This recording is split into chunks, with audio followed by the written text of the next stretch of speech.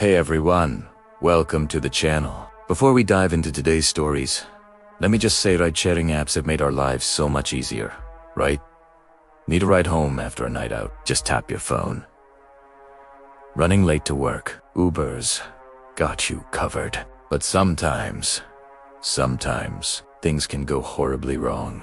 Today, I'm sharing 3 absolutely chilling real experiences from Uber riders. This story was submitted by real people, and trust me, after hearing these, you might think twice before getting into that next ride. So buckle up, hit that like button, and let's get started. Our first story comes from Sarah, a 26-year-old graphic designer from Seattle. It was a cold Friday night in November, and Sarah had just finished drinks with some coworkers. Around 11 p.m., she ordered an Uber to head home to her apartment about 20 minutes away. The driver arrived, quickly a middle-aged guy in a gray sedan.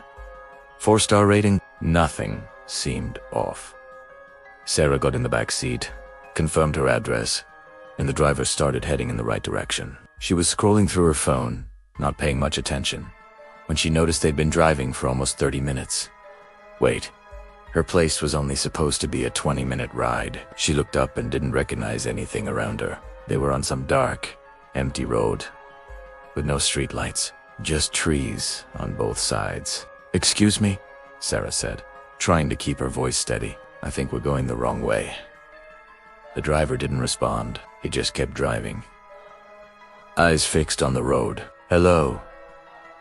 Can you hear me?" Sarah's heart started pounding. She checked the up. They were going in completely the opposite direction from her home. "Sir, you need to turn around. This isn't the right way." Finally, the driver spoke, but he didn't turn around. His voice was cold, flat. "Just trust me. I know a shortcut." A shortcut.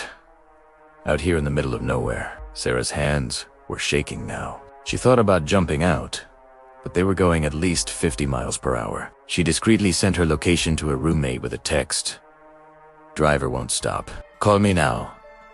Seconds later, her phone rang. She answered immediately. "Sarah, are you okay?" Her roommate practically shouted. "Yeah, I'm in an Uber. We're just taking a different route," Sarah said loudly, making sure the driver could hear. "Can you stay on the line with me? Actually, are you still tracking my location?" Suddenly, and I mean immediately, the driver made a U. Without saying a single word, he started driving back toward the city.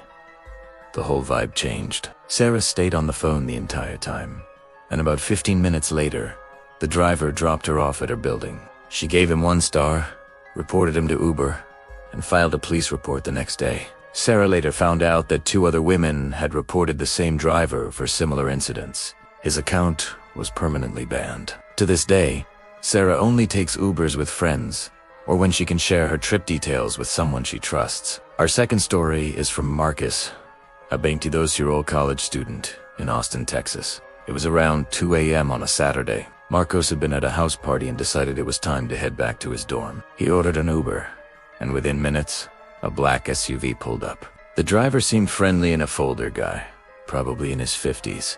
Made some small talk about the weather. Marcus got in the back and immediately put on his seatbelt. They started driving, and everything seemed normal at first. But then Marcus noticed something strange. The driver had activated the child lock on the back doors. Now, Marcus didn't think much of it initially. Maybe the guy had kids and just forgot to turn it off.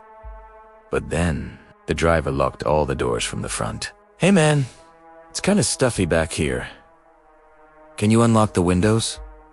Marcus asked. "Windows don't work in the back," the driver said flatly.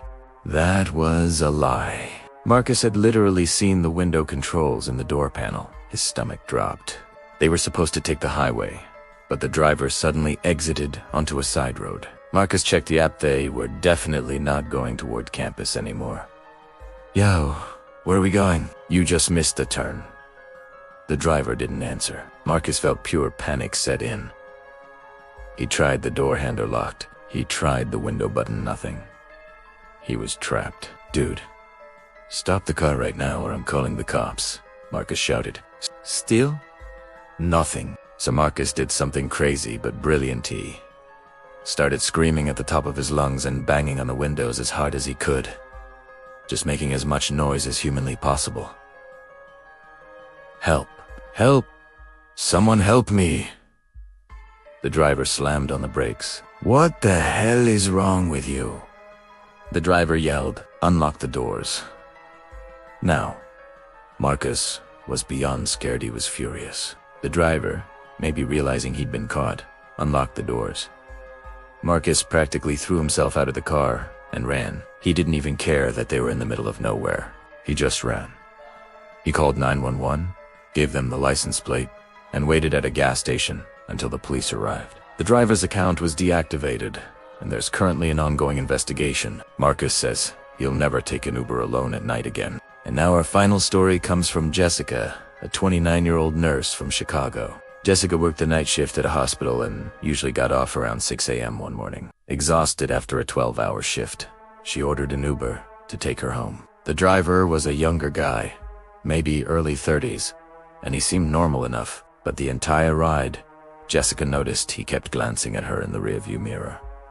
Like, really staring. It made her uncomfortable, but she tried to ignore it. When they arrived at her apartment building, she quickly thanked him, got out, and headed inside. She lived on the 3rd floor and went straight to her unit, locked the door, and collapsed on her couch. About 20 minutes later, there was a knock at her door.